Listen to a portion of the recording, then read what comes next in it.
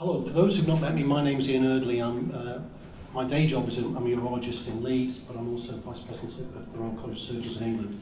Thank you very much for coming to this workshop meeting today to discuss the progress with improving surgical training. This is the structure of the day. We've got three broad topics we want to discuss. We want to discuss issues around the service and wider workforce. We want to discuss issues around assessment of trainees and how we professionalise the role of the trainer. And then we want to run a session on rotas, because these are topics that pilot sites who are in the programme have been feeding back on particular issues. So we've got some people who have expertise in those areas who will discuss some of the issues and hopefully be able to answer some of your questions. Each of those sessions will be about an hour long, with about 20 minutes for discussion afterwards, sort of panel discussion. And then this afternoon, in your groups, I think we've got two other rooms that people can break out to. There'll be three breakout rooms where in groups you can discuss your own specific problems that are specific to your own location in relation to those areas, and indeed any other areas that you've got concerns about. And then the facilitators from each of those rooms will feed back in a summary session right at the end of the day. And we would hope to have you away by 4 p.m. And there's a drinks reception. This was alcoholic drinks reception. Okay, not funded by HE, I should say. It's funded by the venue because they weren't able to provide us with something I think every year. So it's a courtesy of the venue. So most of you will know what's going on. The project background really emanated from this sort of data which came out of the GMC 2014, which showed that surgery and surgical training provided the least satisfied trainees of all the medical and surgical specialties.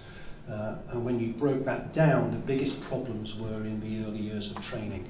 And I think that has been the perception of many of us for some time, that where there are problems in surgical training, it is in the early years of training, and that something could or should be done to try and improve that. And thankfully, Health Education England came to the college and funded us to go away to try and come up with some recommendations of what we might do to improve surgical training. And the project started, as you can see, 2.5 years ago or so now, and the report that we produced dealt with a number of issues about how you might improve it, how it might be funded, what the practicalities of it are, what the alternatives are.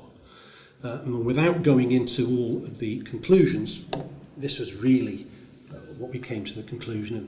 This will not be a surprise to many of you, that at the heart of it, particularly in the early years of training, it is this conflict between the need to provide the service, and we've developed an NHS that does use junior doctors to deliver the service, but at the same time they need to be trained. And I think our view was that balance had swung too far towards service and away from training. And the principal objective of IST is to try to reverse that change. So these are the objectives: to improve, get a greater quality of training by providing professionalised trainers, and we'll be talking a little bit about what professionalising the trainers are later in the day, with protected training time within their job plans. Secondly, to give the trainees a bit greater quantity of training. We've been finding that they were spending too much time on service, often on nights, covering rota gaps on call at weekends, and actually if you could get them into the operating theatre or the outpatient clinic, then they should get more training. And in order to allow that to happen, this would involve using the wider workforce to take over and replace in some of that service work. Also to improve greater stability and security, and this comes down to an issue of run-through training. Historically, as you know, surgical training has largely been decoupled, with core training and specialty training being separate. But we're aware that for many people, this single locality for the duration of their training is something that's very attractive, and also providing longer training placements relating to that.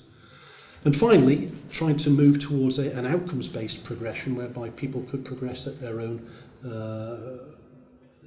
speed, and those people who achieved their competencies and their capabilities more quickly could proceed through a competence-based program rather than through a time-based program. So those are the fundamental objectives of the pilot. Where we've got to is this. This is our timeline. The timeline, every time I show the slide, there's another bit that's gone to grey. We've just, core recruitment has just closed. We're not entirely sure whether anybody's applied for the programme yet, but we're reliably told there are some, and we'll find out numbers, I think, in a few weeks. And then core selection begins in January, February, with the first people going into posts in August 2018. For those of you who don't know where the rest of the pilot sites are, that's where they are up and down the country. We've got pretty good representation from most of the UK, with a significant numbers of trainees all over the place. And as you can see, Scotland particularly, putting all their core trainees into the programme. Since we last met, since we last had one of these meetings, there's been some continuing debate about run-through training within general surgery, with the general surgery SAC having concerns about whether it should happen, and what we've agreed with them, and indeed with the GMC, is that all the people who enter the pilot will go through national selection at ST3 when the time comes, and will be benchmarked against people who are applying for the specialty training at that time, and they will need to achieve the appointable score. And that's been agreed in principle with the GMC, and we've got to do a little bit more work to sort out the paperwork for a pilot run-through programme, but that is all in hand. And this is one or two other things that you may not know. As I've said, I've mentioned the run-through pilots, with discussions with the GMC are in progress. We're just beginning to develop the programme evaluation specification, so that we have an external assessor who will come in and tell us whether this pilot has been a success or not. And as many of you will know, we've got approval from Health Education England, and indeed from the two specialties involved for urology and general surgery, to run similar pilots beginning in 2019. For those of you who are familiar with some of the faces within the IST team, they have changed. Megan, who led much of the work for some time, has moved on, and Sam Lewis is now the project manager. And those are the new names if you want to write them down. Right, on to today. As I said, there are three major topics that we want to cover. The first one is this issue of rota design and wider workforce. The rota design really relates to the slide, which I suspect many of you will have seen, which is that those on a full shift rota don't get much elective daytime training if there's less than 10 of them on the rota. And if you have 8 on the rota and you've got 2 rota gaps, then you end up on a 1 in 6, which means you only spend 20% of your time on elective daytime training. So one of the targets for the pilot was to move to at least a 1 in 10 rota on a full shift system, and that raises the second issue, which is how do you staff the rota.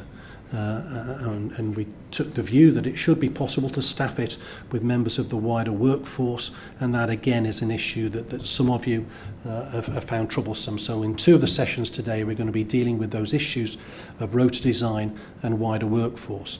And broadly speaking, these are the potential people who might participate in that wider workforce: the surgical care practitioners, surgical first assistants, primarily in the operating theatre, physician associates, and advanced nurse practitioners, advanced clinical practitioners.